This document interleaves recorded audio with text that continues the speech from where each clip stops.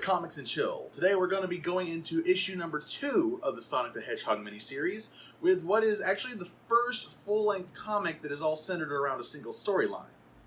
The cover looks standard, and honestly I think it's because of the simplicity. Our first story begins in a crowning achievement, where we have Princess Sally crying out for Sonic from her oddly placed underground windowsill. Sonic jokes about Sally's change in hair color, which is kinda stupid considering her hair was already dark in the last issue, and Sally tosses down a chest to Sonic. In that box is the magic crown of Acorn Kings. It should be on my father's head, but since he was kidnapped by Robotnik, I've decided to wear it. Maybe its magic powers will help us find him and free him. Too cool! I'm holding the Freedom Emeralds! The magic crown is said to be what keeps Robotnik's forces at bay. What is it, some sort of EMP field? And that it has been under constant supervision by the Royal Guard, personally trained by Antoine. Well, surprise, surprise, the crown is missing. Antoine is furious that the Royal Guard allowed this to happen, but Sonic ponders, what if it was a robot guard? Also, quick aside, for all these Royal Guards, they each look like they're totally tweaked out of their minds. Look at this guy! He looks like he's on the ride of his life. Sonic decides to literally burn rubber, running so fast that the smoke from his feet set off the indoor, in-the-dirt, underground sprinkler system. What, so he can just choose when he wants to make his shoes burn? I thought in the first issue, Uncle Chuck made them durable so he wouldn't burn through them. And if that's not the case, why are you damaging your shoes that your uncle made for you? He's kind of out of touch at the moment and can't just make another pair. Anyway, the water starts falling and we find out that the Robo-Spy was the Robo-Swine. And after telling the team that the Freedom Fighter emeralds have been scattered, he proceeds to attempt to explode. Sonic grabs the pork bot and runs off panel where we hear a kaboom! And from the looks on Sally and Antoine's face, we are to assume that Sonic dies. That's no good. Which makes no freaking sense considering he comes back in the next page. This would be a good cliffhanger for a book, but it's the first freaking part, and the rest of the story is all in the same book, so why are we trying to pull some, oh my god, did he die? It's kinda stupid when you think about it. Anyways, Sonic explains how he went warp sonic speed, something he never really comes back to, and put the bacon bomb topside before it exploded, and while he was up there he saw the Robotnik's blimp in the sky. That's it! Robotnik must be taking the emeralds to a secret location! This is a job for the bravest freedom fighter of all! Right, stand back! Wrong! This is a job for both of you together! What? What? The princess orders the two least likely to get along people to go on a very dangerous mission, and we see Sonic and Antoine in a hot air balloon.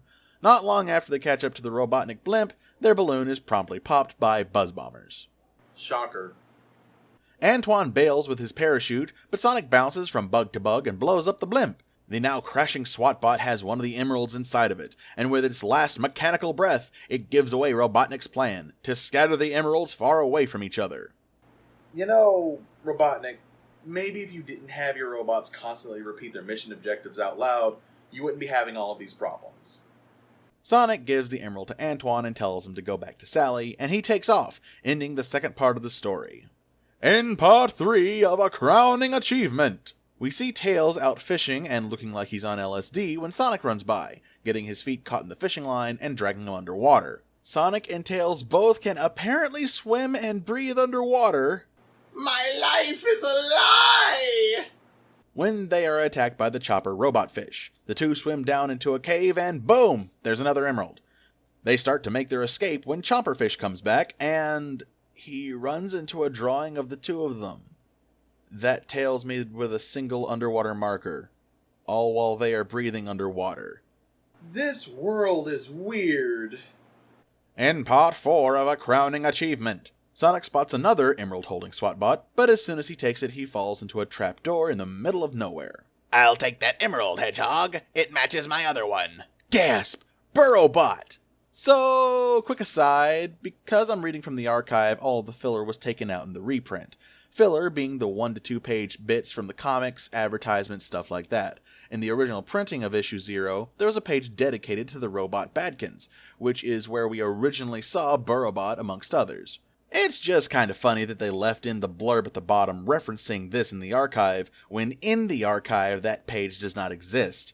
However, based on the dialogue, Sonic has already encountered Burrowbot before, despite us never seeing it or hearing of it happening. Sonic runs ahead and is cut off by Burrowbot, then just runs past him and snags the emerald. Why didn't you do that in the first place? And runs off. After running around in the underground, apparently for hours, Sonic remembers that he is a burrowing animal and just digs straight up and pops through the floor of Boomer's shop. Somehow. Where everybody is waiting. How convenient. The crown is assembled, the princess is crowned, and Sally gives a glorious speech. Wow, that was surprisingly a really good ending for the comic. I feel like it really... Just wait a dad-blamed minute here. We get a whole page of Robotnik breaking the fourth wall and complaining that he didn't get enough screen time. What could have been a decent ending for the comic turned into a joke at the end. So, this comic was almost good. It's the first that does a whole story instead of being broken up in several pieces, so I thought that it actually handled itself fine, if not for the stupid part at the end. Tune in next time as we finish out Volume 0 of the Sonic Archive with the end of the miniseries in issue number 3. Till next time.